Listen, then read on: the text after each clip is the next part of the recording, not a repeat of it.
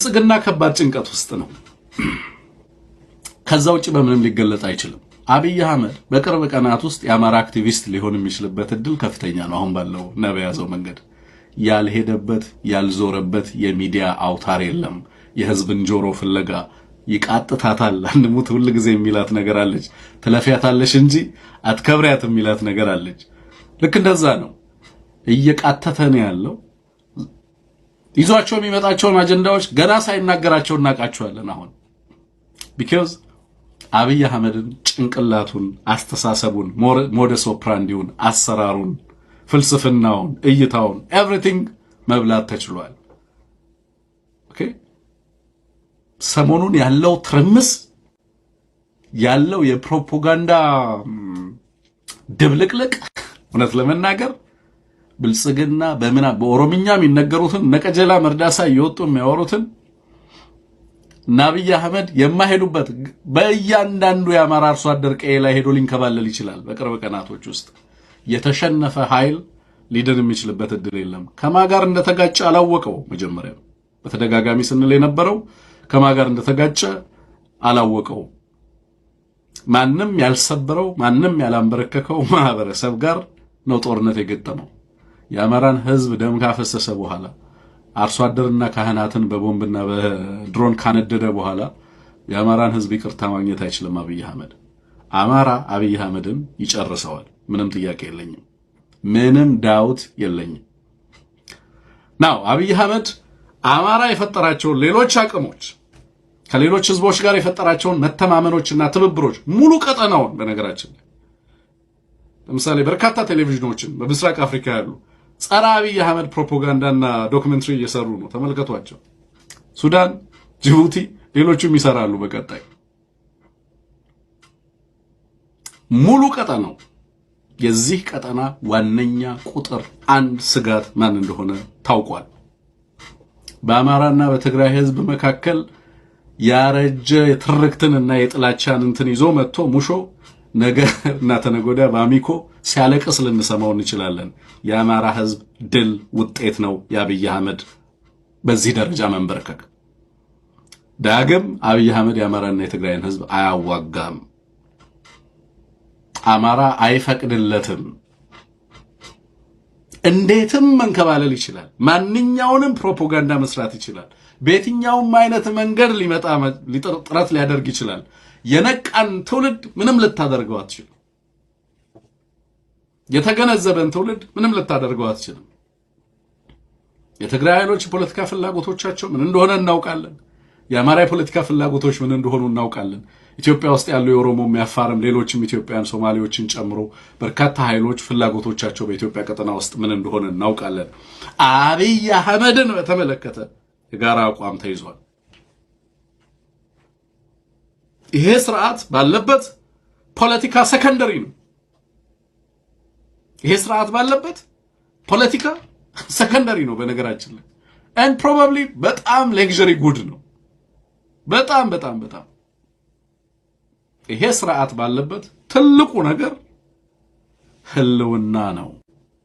ኦኬ ኮኤግዚስት ለማድረግ ምን ይቀድማል? ኤግዚስት ማድረግ ይቀድማል። አማራ ኤግዚስት ሳያደርግ ከሌሎች ጋር ኮኤግዚስት ሊያደርግ አይችልም። ኦኬ የአማራ ኔሽን ሁድ ኢትዮጵያና ናሽናል ኢንተረስት ሊኖሩ አይችሉም። ትግራይን አውድመህ እና ትግራይን ከኢትዮጵያ ካርታ ላይ ፍቀ ኢትዮጵያን አስቀጥላለሁ ልትል አትችልም። ናሽናል ኢንተረስት ብሔራዊ ጥቅም ምናምን ልትል አትችልም። the nation comes first, you know። እነዚህ ህዝቦች already 40 ዓመት የ30 ዓመት ፖለቲካ ልምምድ እነዚህ ህዝቦች ራሳቸውን የሚያዩበት መንገድ እና ፖለቲካ ምህዳር ተቀይሯል።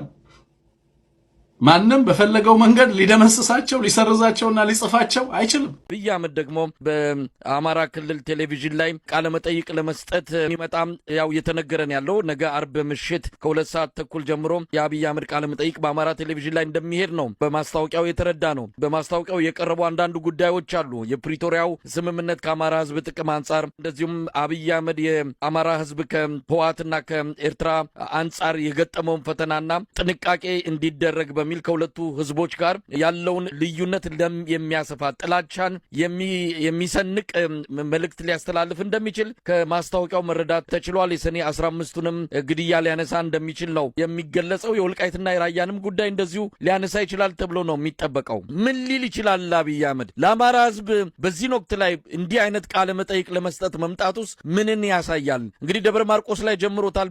በትግራይ ህዝብና በአማራ ህዝብ መሃል ጥላቻን በመጥመቅ ወደ ግጭት እንዲገቡ የጀመረው ነገር እንዳለ የምናስታውሰው ነው። ይህንን ሰፋ አድርጎ ሊመጣበት እንደሚችል ነው ከዚች አጭር ክሊፕ መረዳት የተቻለው። ምን ነገሮችን ሊያነሳ ይችላል? ምንስ አስቦ ነው በዚህ ወቅት ላይ ይህንን ቃለ መጠይቅ መስጠት የፈለገው? ምንም ጥርጥር የለውም ከፋፋይ አጀንዳዎችን ለመስጠት ነው ብዬ ነው ማምነው። ይህንን ቃለ መጠይቅ ያደረገው ብዬ ነው ማምነው። አማራው ውስጥ አካባቢያዊነትን፣ አውራጃዊነትን ሊወልዱ እንደ አዲስ ሊፈጥሩ የሚችሉ ትርክቶችን እሰጣለሁ በሚል ሀሳብ እንደሆነ አንድ እንዘባለሁ። ሌላው በትግራይና በአማራ ህዝብ መካከል ልዩነቶችን ለመፍጠር ወይም በሌሎች የፖለቲካ ኃይሎች መካከል ልዩነቶችን ይፈጥራሉ ብሎ ያሰባቸው ነገሮች ነው ሊናገር የሚችለው። ከዚህ ቀደም ብዙዎቹን ሲልክ ነው የቆየው። እነ ዳኛቸው አሰፋን፣ አንድ አርቲስቶችን፣ ሌሎቹን ሁሉ ሲልክ ነው የቆየው። እንግዲህ በመጨረሻው ሰዓት ራሱ መጥቷል። እንግዲህ 11ኛው ሰዓት ነው ብሎ ሊሆን ይችላል አሚኮ ስቱዲዮ ገብቶ ቃለ ምልልስ ሊሰጥ የሚችለው። እኔ በጣም የሚገርመኝ ነገር አንድ የሀገር ጠቅላይ ሚኒስትር አንድ ብሔራዊ ጣቢያም ሆነ አንድ የክልል ቴሌቪዥን ጣቢያ ላይ ቀርቦ ስለ ፖሊሲ ሲተነት፣ ስለ ኢትዮጵያ መጻኢ ዕጣ ፈንታ ሲገልጽ፣ ስለ ልማት ሲያወራ፣ ስለ ሰላም ሲያወራ ይደመጣል ተብሎ ነው የሚገመተው እና አብይ ተዘጋጅቶ በሚመጣባቸው ቃለ ምልልሶች ሁሉ እንዲህ አይነት ነገሮችን ይናገራል ብለህ ስትጠብቅ አንድን ህዝብ ከሌላው ህዝብ፣ አንድን ማህበረሰብ ከሌላው ማህበረሰብ የሚያጋጩ አዳዲስ ትርክቶችን ነው ሊፈጥር የሚፈልገው።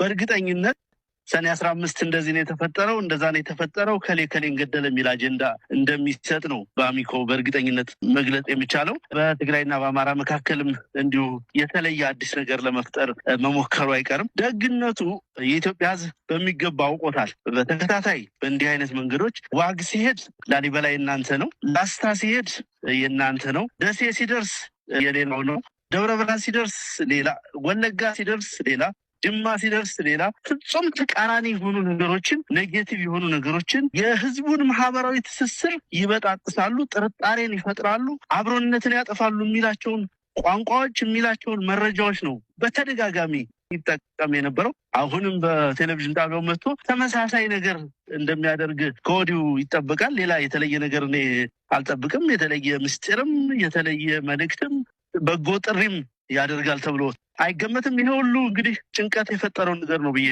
ማምነው። አሁን ባለው ሁኔታ እንዳልኩ ሰራዊቱ በልመና ነው የሚዋጋው፣ በአበል ነው የሚዋጋው። ከኋላው መሳሪያ ተደቅኖ ጮቄ ተራራን ተቆጣጥረናል ብለው የድል ብስራት ያሰሙበት ለደጋፊዎቻቸው፣ እሱን ዜና ተከትሎም አንዳንድ ነገሮች እየተነሱ ነው። ግን በአጠቃላይ ምንድን ያለው ከሰሞኑ?